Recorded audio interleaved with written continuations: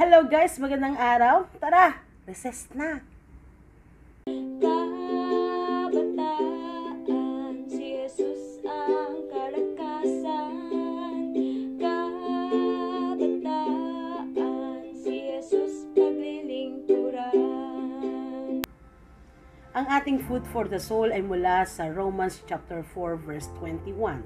And being fully persuaded that what he had promised, he was able to perform.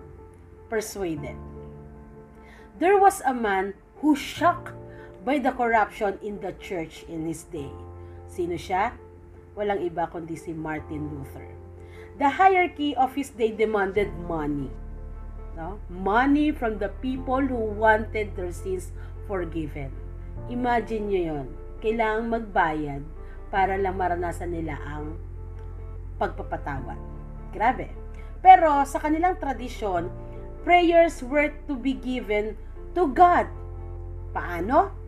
Through the mediator of a priest. So, kailangan nilang mangumpisal sa mga pari at yung mga pari ang lalapit sa Panginoon.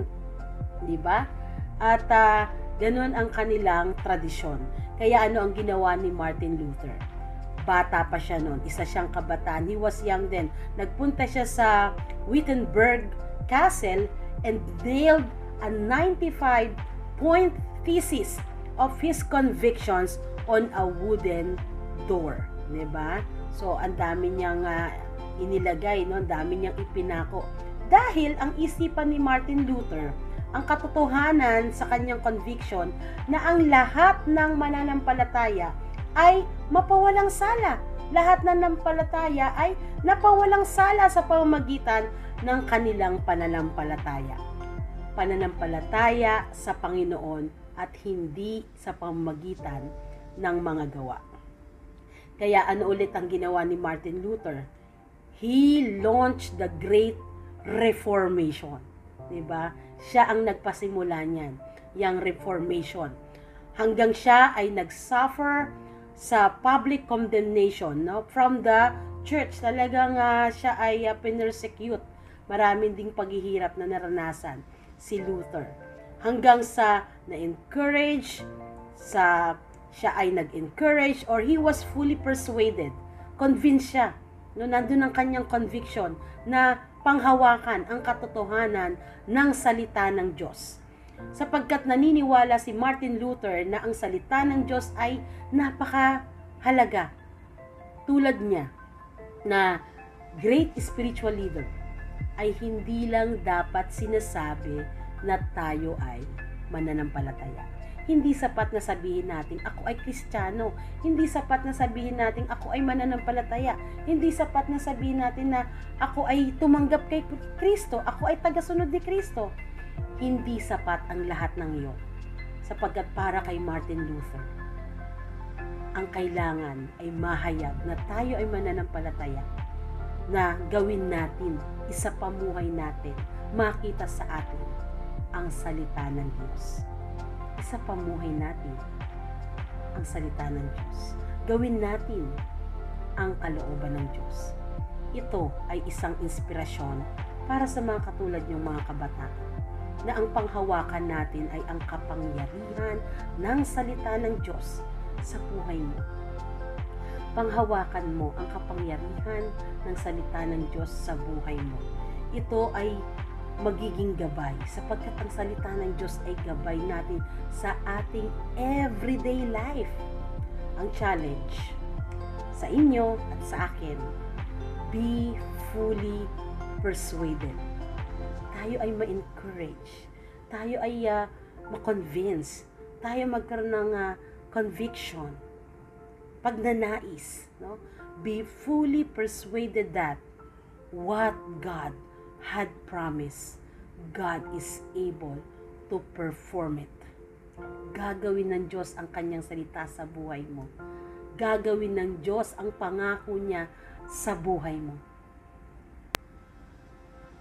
Isa sa pinakamahalagang isinasapamuhay natin ay hindi tayo nawawalan ng pag-asa, kundi mapuno tayo ng pananampalataya na ang Diyos ang gagawa sa buhay mo. naggagawin ng Diyos ang kanyang pangako, ang kanyang mga salita sa buhay mo. Have the conviction that God is working in your life. Mga kabataan, keep the faith and be persuaded. Tayo manalangin. Amang banal, dakila sa lahat, kami ay nagpupurit, nagpapasalamat sa iyong mga salita na nagbibigay sa amin ng pag-asa, nagbibigay sa amin ng inspirasyon, nagbibigay sa amin ng direksyon. Pangako mo na nagbibigay sa amin ng kalakasan at pagtibayin ang aming pananampalataya.